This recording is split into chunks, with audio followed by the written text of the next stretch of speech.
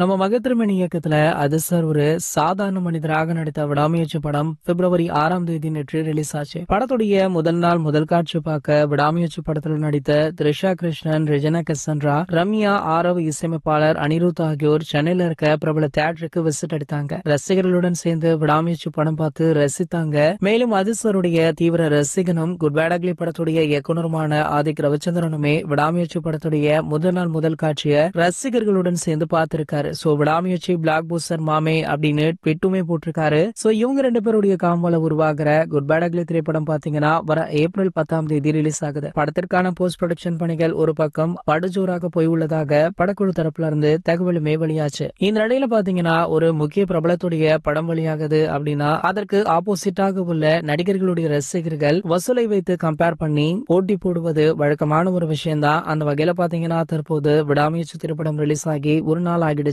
முதல் நாள் box office கலெக்ஷனை வைத்து ஏகே ரசிகர்கள் தற்போது சோஷியல் மீடியாக்கள்ல கெத்து காட்டிட்டும் இருக்காங்க. அதாவது இந்த படத்துடைய முதல் நாள் வசூல் உலக அளவுல பாத்தீங்கன்னா கிட்டத்தட்ட 250 கோடி கிட்ட வசூலாகி உள்ளதாக சொல்லப்படுது. தமிழகத்துல மட்டுமே இந்த படம் 50 கோடி கிட்ட வசூலாகி இருக்காம். கூடிய விரைவிலேயே படக்குழுவை இதனை உறுதி செய்யவும் இருக்காங்க. இந்த நிலையில தற்போது இந்த தகவலை ஏகே ரசிகர்கள் செலிப்ரேட் பண்ணிட்டும் இருக்காங்க. இது போன்ற சினிமா செய்திகளை பத்தி நீங்க உடனே தெரிஞ்சுக்க நம்மளுடைய அஜித் டாக்கீஸ் அப்படின்ற நம்ம சேனலை சப்ஸ்கிரைப் பண்ணிக்கோங்க.